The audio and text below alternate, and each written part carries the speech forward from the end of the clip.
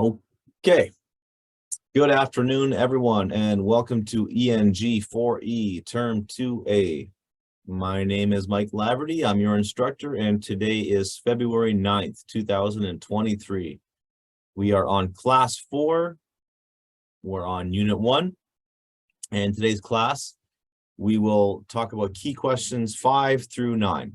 So, trying to get more of those key questions done as we go through the course, especially because there's a lot of them in Unit 1. So making our way through, and we are in Class 4, so 4 of 36. So if my math is correct, we are 1/9 of the way through the course. So it's a 9-week course, and today we'll have week 1 wrapped up and done, and then we'll keep on going as we move through all of the units. So every class will be a chance for you to follow along and get more information about some of the concepts that are discussed in the unit, and perhaps most important to you as a student, explanations about the key questions.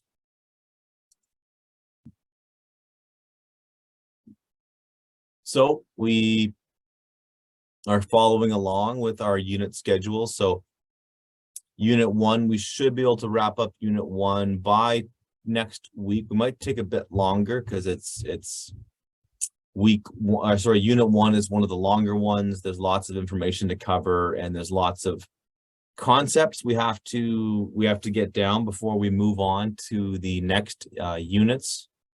But we also we have a lot to get through, so I wanna make sure we don't kind of shortchange any of the other units, but probably delve into Unit 2 sometime in the coming weeks. But we'll spend next week finishing up Unit 1, and I am trying to be aware of the time and make sure I give you enough preparation to help tackle that final exam. So I might spend the last 4 classes talking about the final exam. It's a big one. It's worth a big chunk of your grade. So I want to make sure that you are well prepared to write your final exam.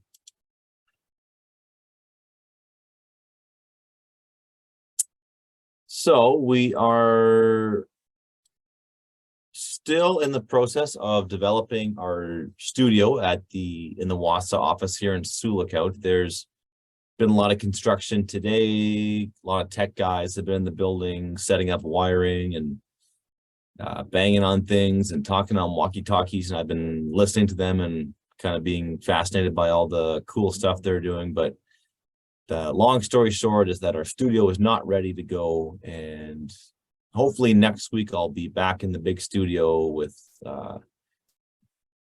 the ability to broadcast on the radio and reach more people. But for now, you just have to go to Zoom and enter in this course code right here. So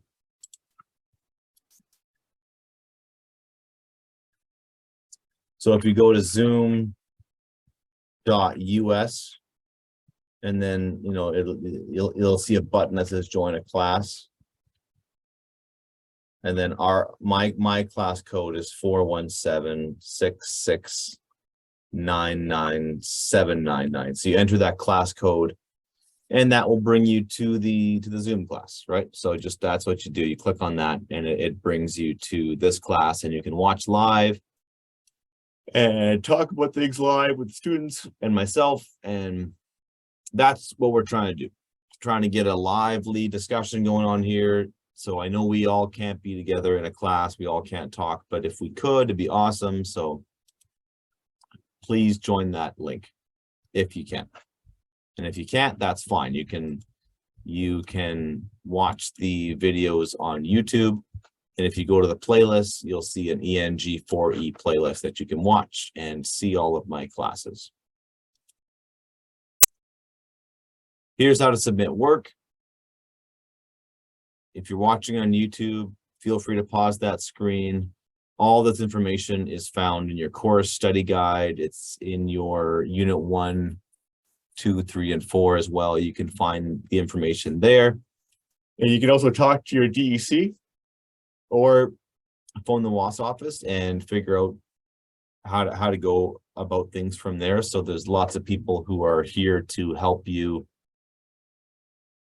get through this course, get through all your courses. That's what we're here for. So just feel free to reach out to them and talk to them if you have any questions. And of course, you can talk to me. I'm your teacher. That's what I'm here for. So please reach out to me through my email, find me on Facebook Messenger, add me as a friend if you want. That's how you find me. Just search for Laverty Wassa, and then you can phone me at this number. And this is our toll-free long-distance number here, 1-800-667-3703. Find me 9 a.m. to 3 p.m. Monday through Friday, Central Standard Time. I teach from 1 to 3, so I'm not responsive during that time unless you join the Zoom, and then I'll be very responsive and we can talk in real time. You can also chat on the Zoom too. If you don't want to raise your hand and like speak on the call, you can always just chat and ask a question that way. You can contact me through email, Facebook, Messenger, or phone.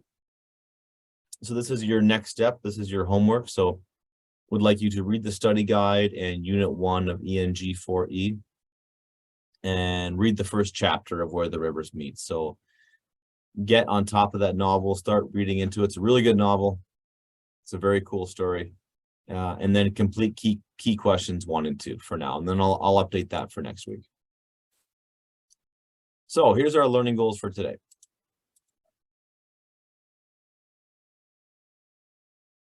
Just forget how to get rid of this. There we go. So learn the difference between simple and compound sentences.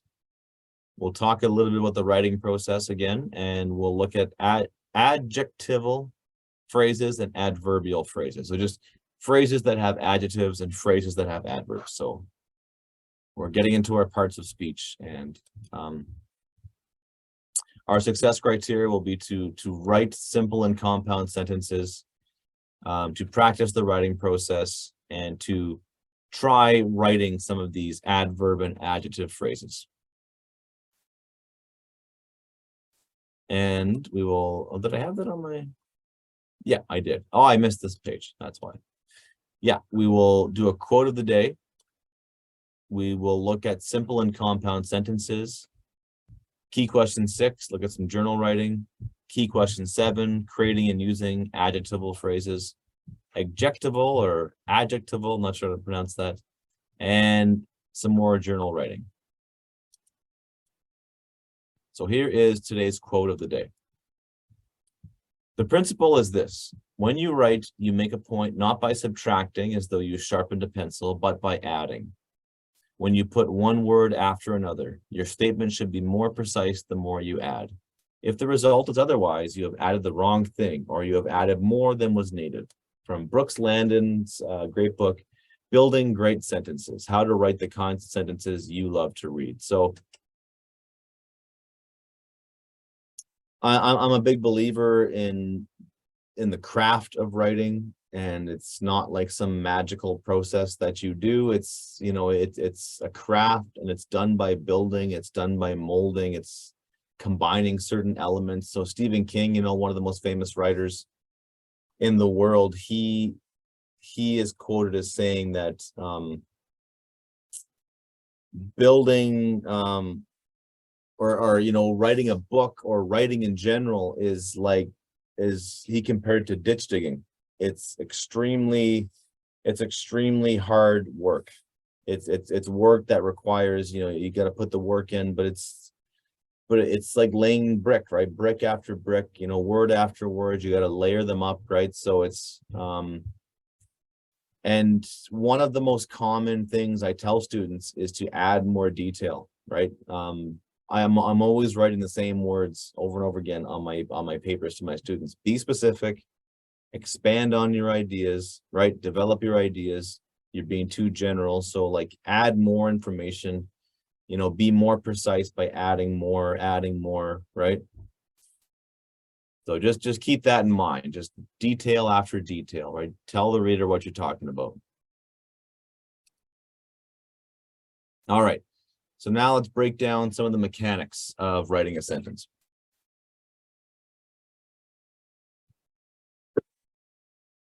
So a phrase, so what we're doing here is we're breaking down the pieces, like the bricks, right? So we're talking about building, when we're talking about building a sentence, we're talking, what pieces, what are the components, what are the basic building blocks of a sentence? So one of them is a phrase, and a phrase is a group of words that does not have a subject or predicate, or it lacks both of them, right? So as we've talked about in this class earlier, a subject is what the sentence is about, and a predicate is what is said about them, and the predicate has a verb in it, right? So it's the subject is a noun, and the predicate is like what happens to the subject, or what is done to them, or what they do.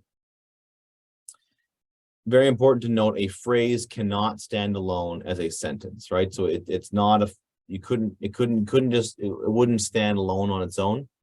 It's lacking something, right? It doesn't have a subject, doesn't have a predicate, or doesn't have either one of them. So we have prepositional phrases. So a phrase that starts with a preposition and ends with a noun or a pronoun. So underneath the table, across the field, over the hills and far away. It's a Led Zeppelin song. On the radio, inside the house, right? So it starts with the preposition, ends with a noun. So before my time, after World War II, right? That's a prepositional phrase. An apositive phrase is a phrase that renames or give more information about a noun or a pronoun. So Guns N' Roses, comma, my favorite band, comma, is playing in Winnipeg this summer. So an apositive phrase is one that just gives us more information, or it renames something. Like you could say,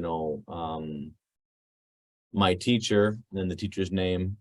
That's the apositive phrase, right? So in this case, there's no verb, it's just a subject. And underneath the table, there's a subject, right? But there's no verb, there's no action, there's no predicate, right? So it can't stand alone as its own sentence. All right, so we have simple and compound sentences. So we're talking about, wait, did I miss a? I did, there it is, okay. All right, so, whoops. Right, I knew I was missing something there.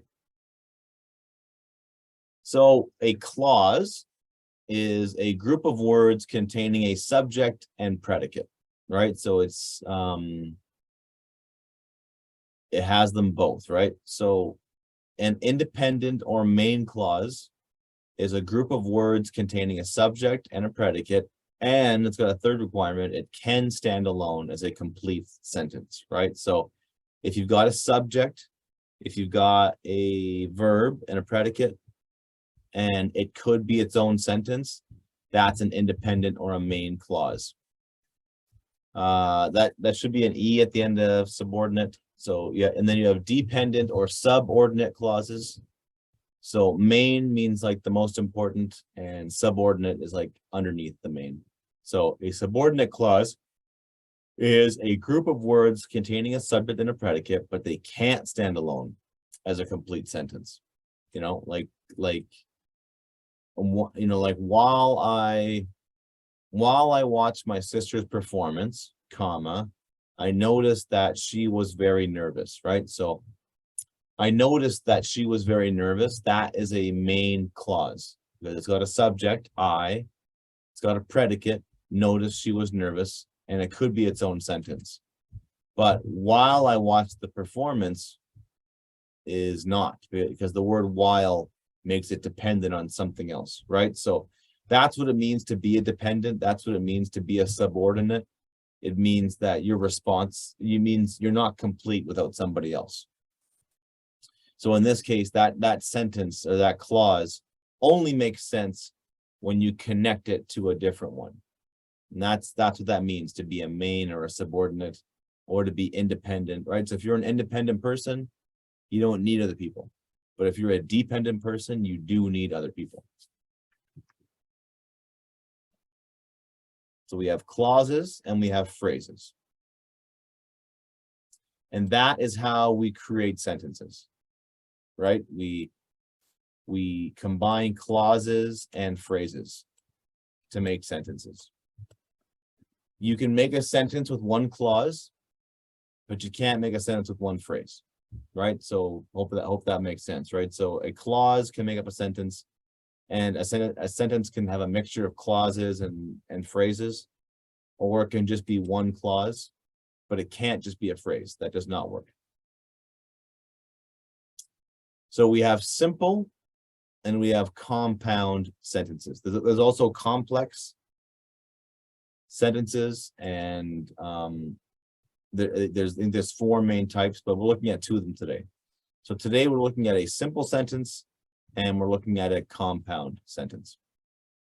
So a simple sentence is one independent clause. It has the most basic elements to make it a sentence: a subject, a verb, and it's a complete thought.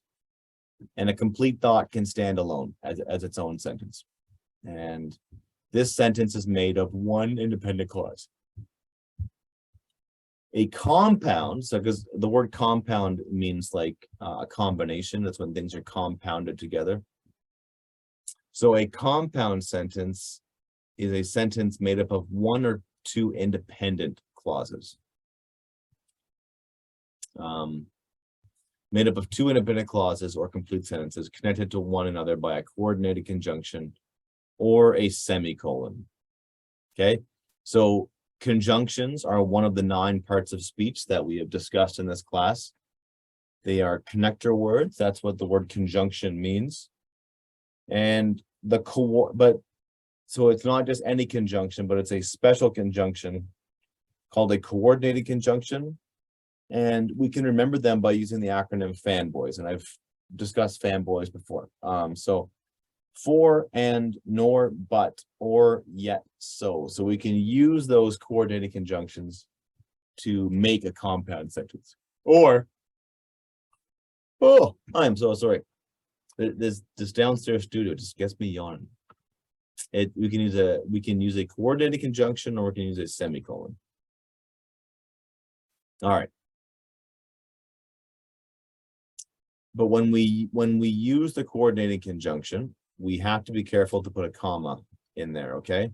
So we have to use a comma when independent clauses are joined by any of the 7 coordinated conjunctions, the FANBOYS. So, and, but, for, or, no, so, or, yet. There weren't any tickets available for the concert, comma, so we decided to check out a different show. I invited my brother to the birthday party, comma, but he got a flat tire on his way to town. The final exam was known to be challenging, comma, yet all of the students received at least 70% or higher. So looking at this last example, the final exam was known to be challenging. So that is a complete sentence. Final exam is my subject. Was known to be challenging is my predicate, and that could be a complete sentence. All of the students received at least 70% or higher. So the students are my subject. The predicate is they received at least 70% or higher. So that could be a complete sentence. But one of our conjunctions, we've used a comma and a coordinated conjunction to combine them. And so these are all examples. And then these would be examples of compound sentences because they have 2 independent clauses. But we could also use our friend, the semicolon, to do a similar function. So semicolons do a lot of things. One of their main jobs is to connect closely related ideas. And a semicolon is definitely one of the most misused and abused pieces of punctuation we have. So don't be that person, right? So treat the semicolon well, and then watch what we do here. This will make you look like a very sophisticated writer if you can master how a semicolon is used. So we use a semicolon to connect closely related ideas. So really important to keep that in mind. You're connecting ideas that are closely related. They are also used to separate items in a list when the items in the list have commas. So let's look at the first use. So we most often use a semicolon to connect independent clauses. A clause is the building block of sentences. Independent clauses have a subject, a predicate, and they make sense on their own. So they could stand alone, but the writer has chosen to connect them, and we can connect them with a semicolon. So here's two independent clauses. Clause 1, I grew up in a house full of music. Clause 2, my father and mother were constantly playing their favorite albums. So I combine them by putting a semicolon. So I remove the period after the first sentence, change that to a semicolon, and now I've got two independent clauses. So there's a compound sentence, but they're combined, right? They are combined with the semicolon. And so everything on the left-hand side of the semicolon should be a complete sentence. Everything on the right-hand side should be a complete sentence.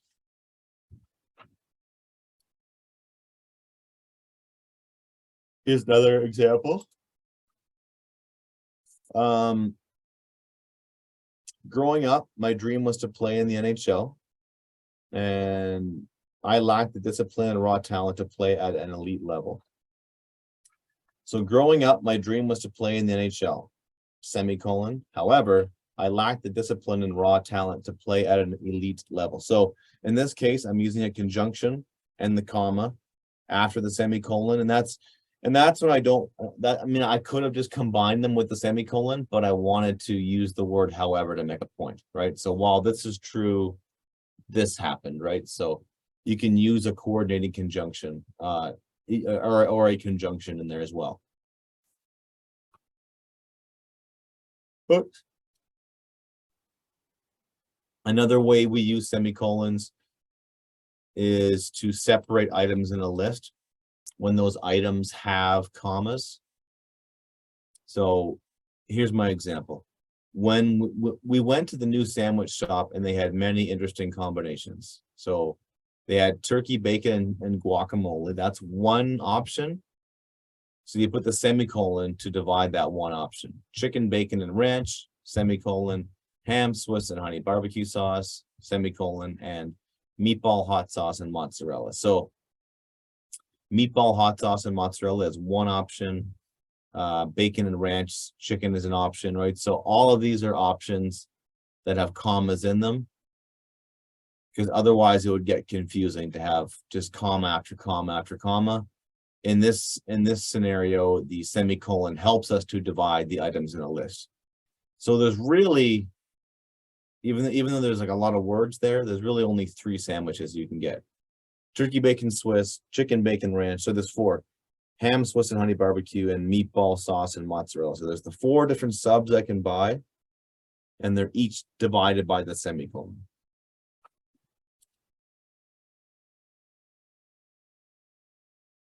All right. So that brings us to key question 5, simple and compound sentences. You will recall, this is right from your unit material. You will recall that a simple sentence has one main clause, while a compound sentence has 2 or more main clauses linked by a coordinating conjunction or a semicolon. So Joe trapped beaver in Martin. That's a simple sentence. A compound sentence would be Joe got his snowmobile ready and then went to check his beaver and Martin traps. Should be a comma there. Sorry about that. Made a grammatical mistake in my own slide. Write 3 simple sentences and 3 compound sentences of your own. That will show your understanding of each type. These sentences can be related in terms of subject and verb if you wish, as in the example.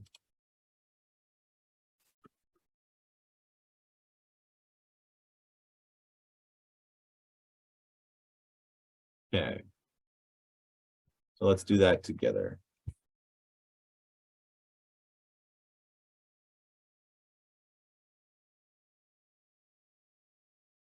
Pull up my Word document.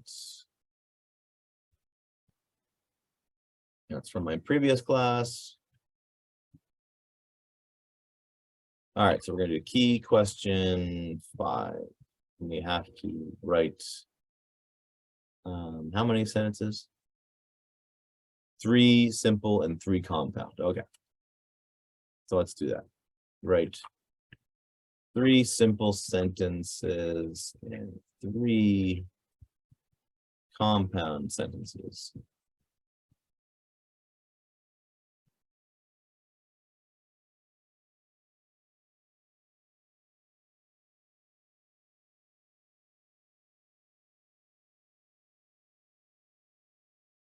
Yeah.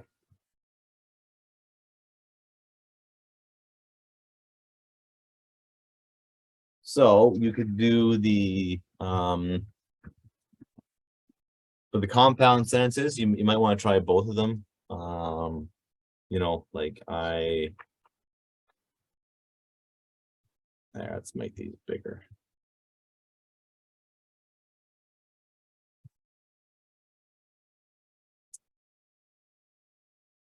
Try the fanboys and try the semicolon.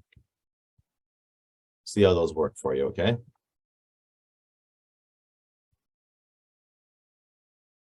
I wanted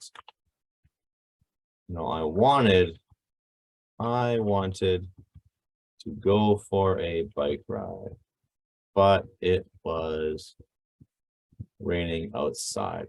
Okay, and then you can do a simple check, like it was raining outside. Could be a complete sentence. I'm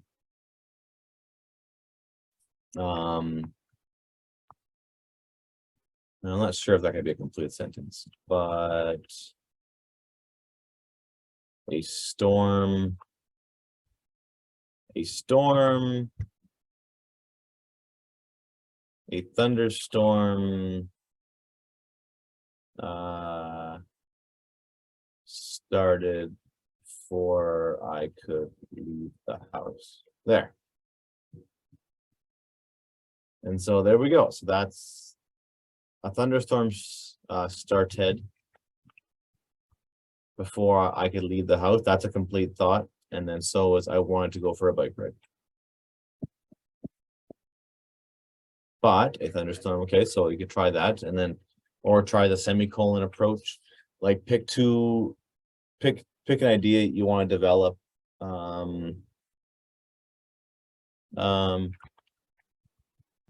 Maybe, you know, learning how to play the guitar can be difficult.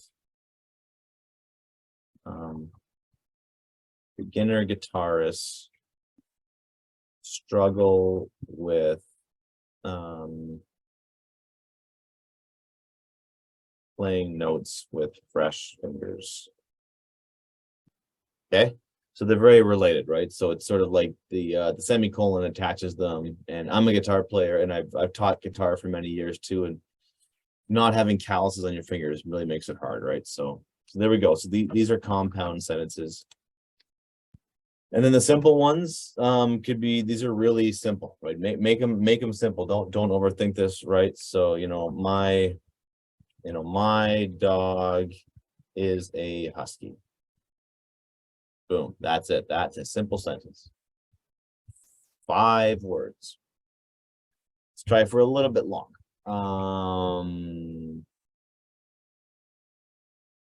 I went to see a Winnipeg Jets game in 2018. Winnipeg Jets playoff game. I did. It was super cool.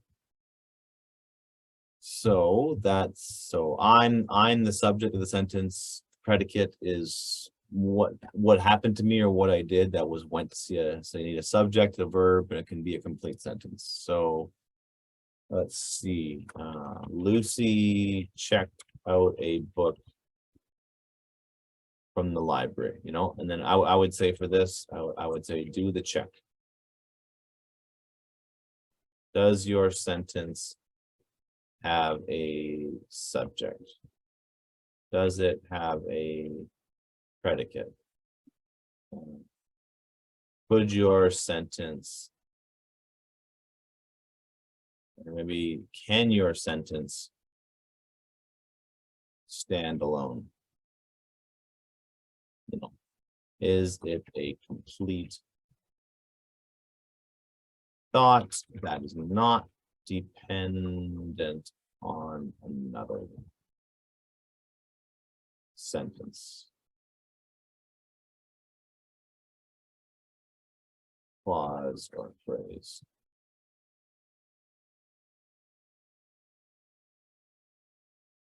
As long as you get those, as long as that check stands out, then you know you've done your work, right?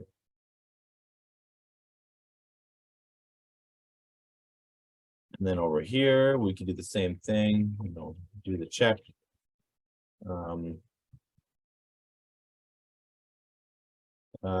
Does your compound sentence contain two independent clauses?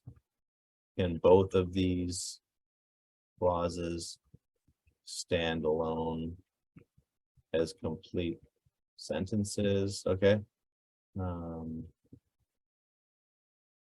If you used a coordinating conjunction, that is the fanboys, did you place a comma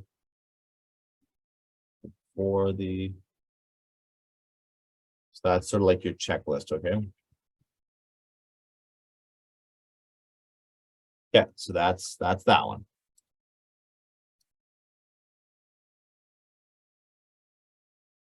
That's key question 5. Key question 6 is journal writing. So we're getting back into some writing. So write a paragraph consisting of at least 7 sentences on one of the topics found below on this page. So that's going to be on the next slide. So a paragraph is a group of closely related sentences dealing with a single topic or an idea. The first sentence, called the topic sentence, should state the main idea of the paragraph. All sentences in a paragraph should have good subject, noun, and verb agreement, and also make use of the other parts of speech. This will ensure a paragraph is interesting and effective. Also, some antecedents and pronouns should be used. Okay, so use an antecedent and pronoun combo. This will be an opportunity to express your thoughts and feelings. Okay, so in this writing exercise, you can't pick the topic, but you can you will pick the topic, but you can expand upon it however you see fit. And then you will also demonstrate good subject and verb agreement, and also try your hand out at some antecedents and pronouns.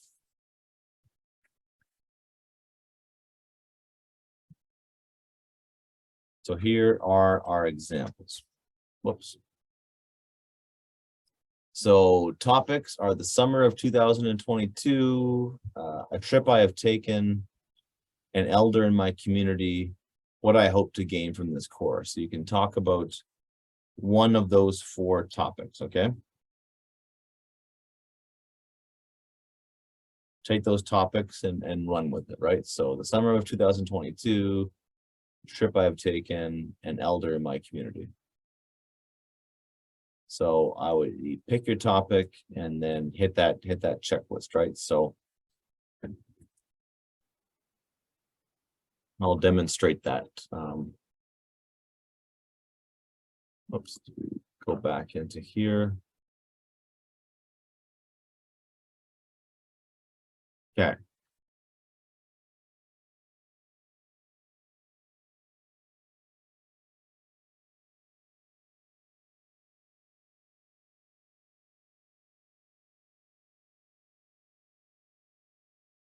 All right, so we're doing journal writing. Step 1, you got to do some planning. So you need to choose a topic to write about. So I will pick summer 2022. And then I would also pick out my topic. And then you should also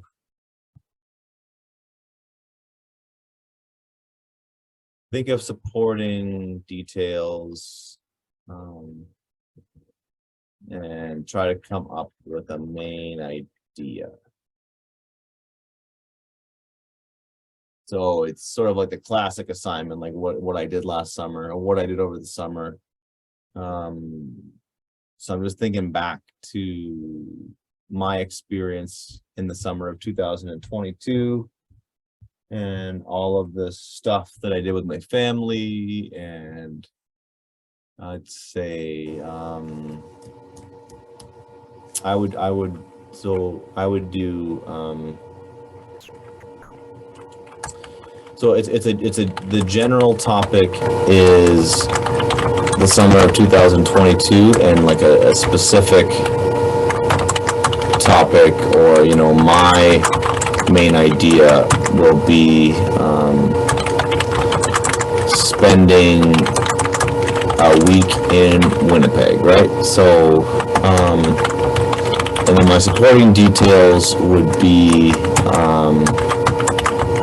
my oldest son Isaac going to hockey camp, my youngest son Malcolm going to theater camp,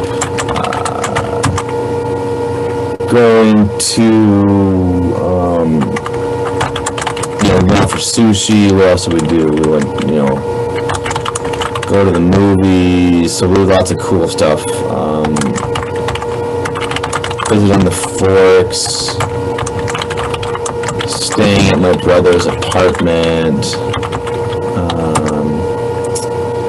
I think visiting the Human Rights Museum.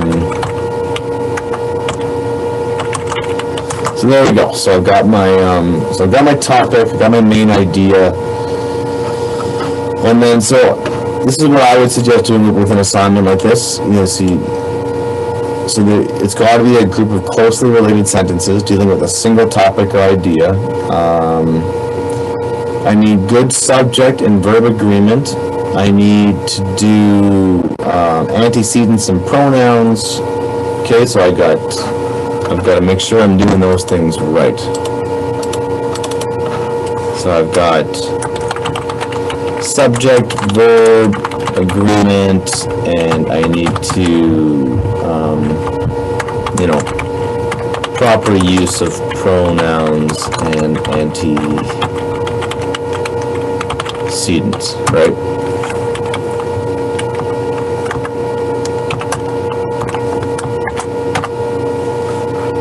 So let's look at that one specifically, right? So if we're talking about the proper use of pronouns and antecedents, I would say, who is involved in the story, if it's,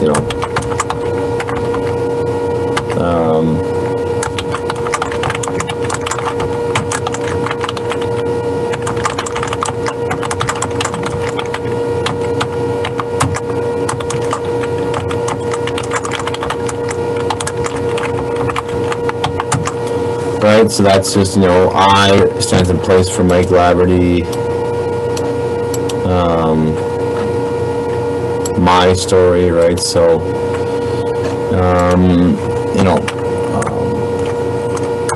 I took my 2 boys to the city for some fun.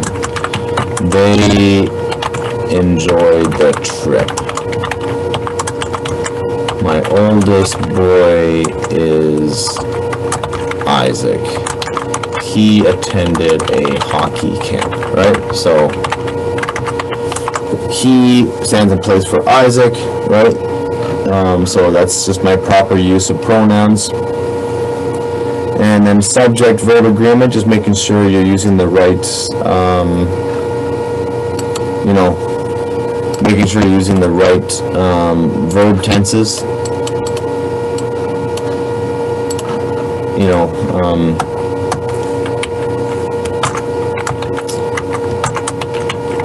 We went to Winnipeg together, not we go to Winnipeg together, right? It's got to be the right tense, right?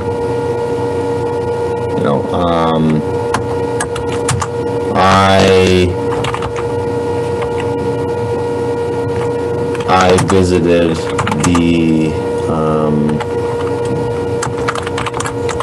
Human Rights Museum with my brother, right? I wouldn't say I visit the human rights. And so that is, you know,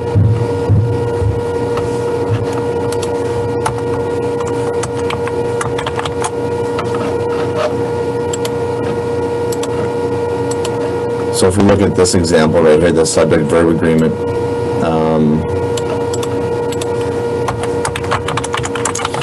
both of these sentences are grammatically correct, but I should stick to the past tense when I'm writing about a trip I took in the past. So that's important, right? So keep your subject and make sure your subject and your verb agree with each other. Make sure your tense is specific, and that's what it's about, being focused and detailed, right? So yeah, so just be focused, talk about one trip or one thing, and just, you know, expand upon it using multiple examples.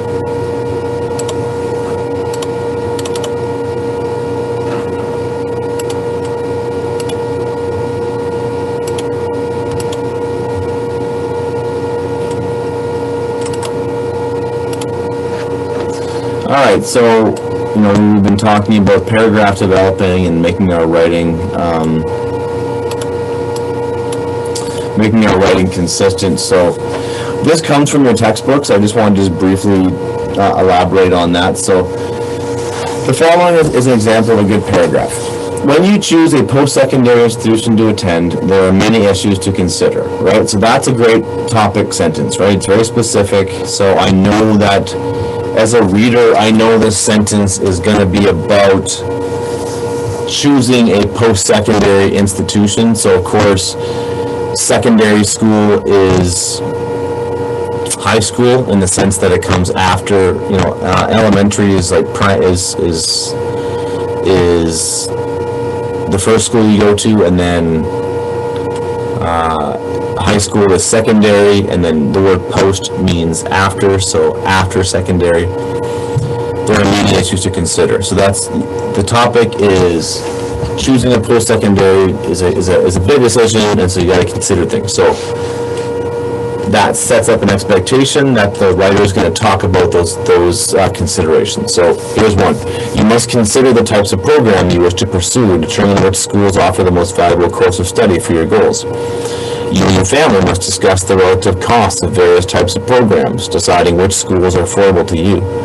Your academic ability must be considered in terms of competition and grade requirements.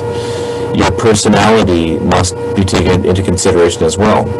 Are you prepared to work hard and be committed to doing well in your courses? Do you prefer large classes or small? Are you prepared to move, if necessary, to a bigger community or city? Do you function best in a structured or loosened setting? Right? So just all these questions you might want to ask yourself. Choosing a post-secondary institution is a serious endeavor, encompassing many different elements regarding the school, your goals, your abilities, and your preferences. So that's an example of a good paragraph. I think it could be improved. Like that last sentence, for example, I would just say regarding the school, your goals, abilities, and preferences. I would eliminate the your in front of abilities and preferences.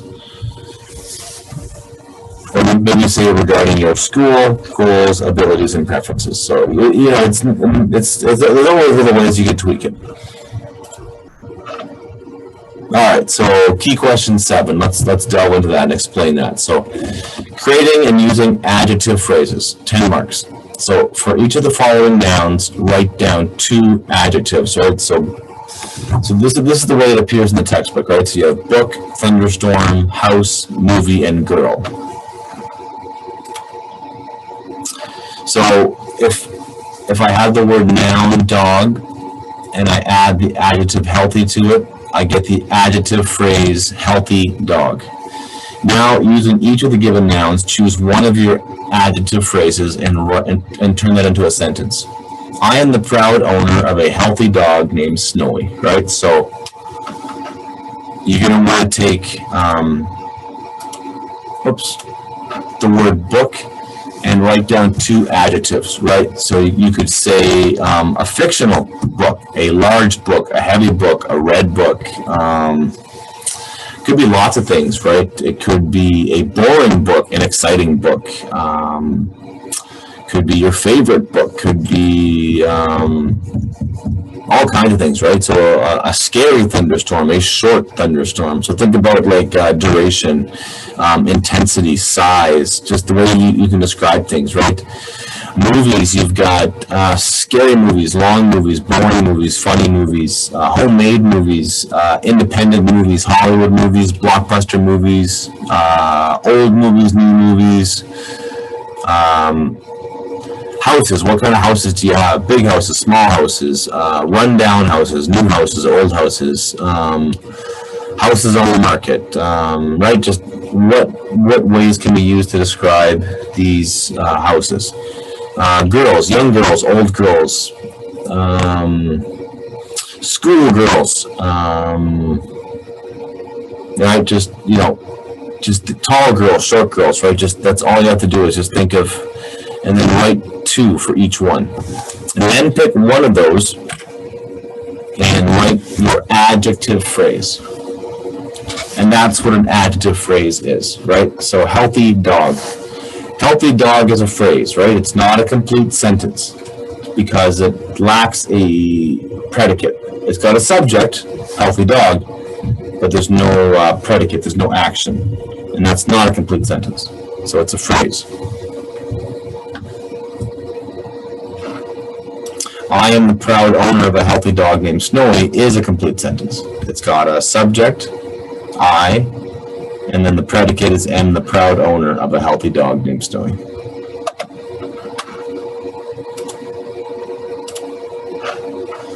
So key question 8 is similar. In this case, we're doing adverbs. This one takes a little bit of thinking, I would say a little more thinking than the last question. So for each of the following words, write down 2 adverbs. Your given words will either be a verb, adjective, or another adverb. So you see where it says first word, second words? That's the order of the sentence. So I had written poorly, or I drafted a poorly written sentence. Right, so it just depends on the order, right? So he spoke well. That spoke is the first word. And then it was a damaged spoke, right? If the word warm, I was going to slowly warm the oven up, right? That's the first word. My dog is easily tired, right? I am very tired of this conversation, right? So that's how that works. If it says first word, you have to place it first and then, right? And then the second one, it can be the first or second word, but you have to, at least one of them has to be like the second word.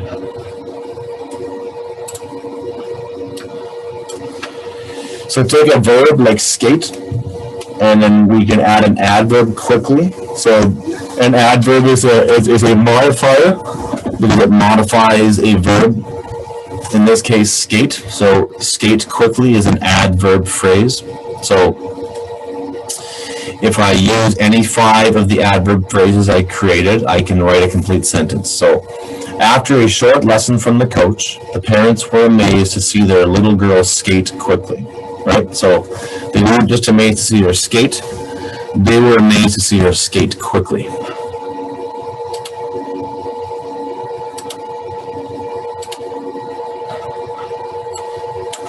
All right, so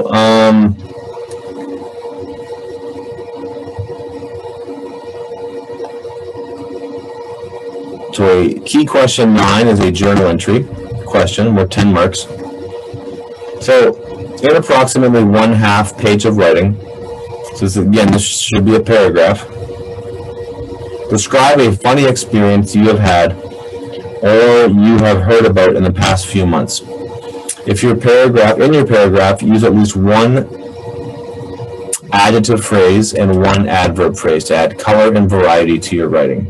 Remember to indent your paragraph and also keep in mind the importance of good subject-verb agreement throughout. Okay, so we're just thinking of a funny story that you had or you've heard about in the past few months. So it happened to you or it happened to somebody else, right? So you're going to want to practice the writing process, do some planning, maybe do a free write, get some general ideas down the page, and then keep in mind that you have to use at least one adjective phrase and at least one adverb phrase to kind of make your writing kind of come alive, right? So you need to think of a funny moment and write about it, paying close attention to have those two components in there, right? So you need to have subject-verb agreement. You need to have at least one adjective phrase and at least one adverb phrase as you go along. So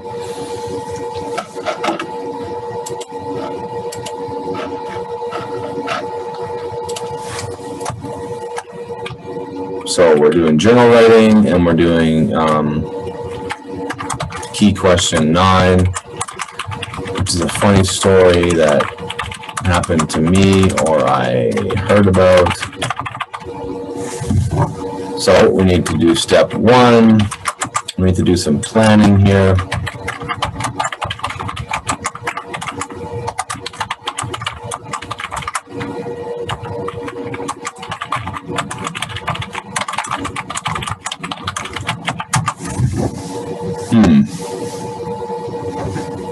Yeah, that's kind of hard. You have to get three funny things that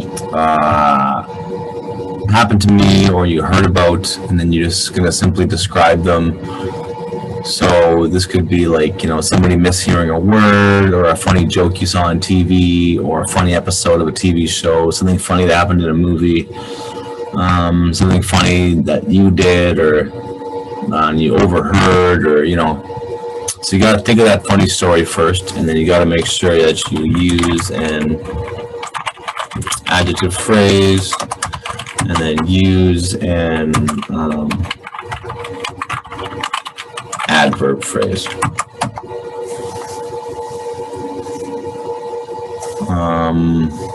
Yeah, I'm kind of drawing a blank myself here. It's been a long day. Hasn't been a very funny week or a couple of weeks for me. I'm struggling right now to think of one. I'll see what comes back to me though. Let me go on to the next question here.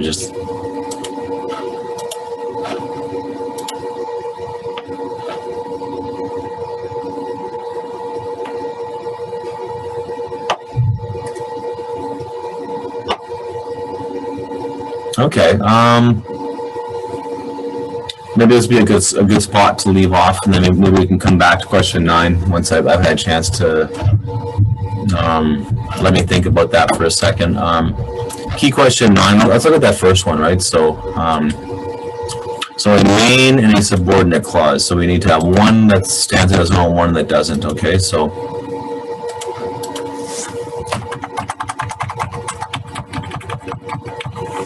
key question 10 is talking about main and subordinate clauses. So Jerry went fishing. Let's see. Yeah. Jerry went fishing. That's an example of an independent or a main clause. And we need to add see, if I went like this, if I went, but he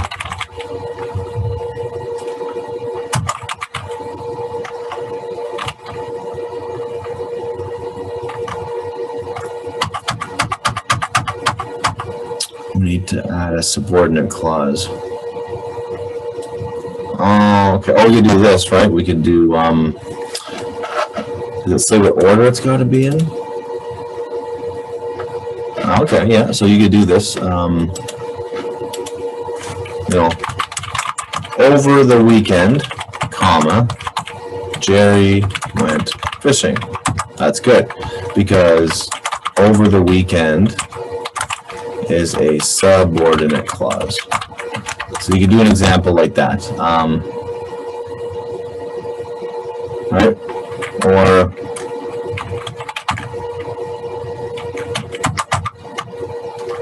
we could say Jerry went fishing to avoid doing his housework, to avoid doing his chores, right? So that's a good one. So to avoid doing his chores, that's a dependent clause, right? Or it's more like a phrase, right? What would it be? It'd be a prepositional phrase, yeah. To avoid doing his chores, it starts with a preposition, ends with a noun. Yeah, so that would be a phrase right there. It would not be a subordinate clause. See, I'm kind of second guessing myself. This one works right here. Over the weekend, comma, Jerry went fishing. All right, that is all the time we have for today. Thank you for tuning in. We'll keep going ahead with this next week. Have a great weekend.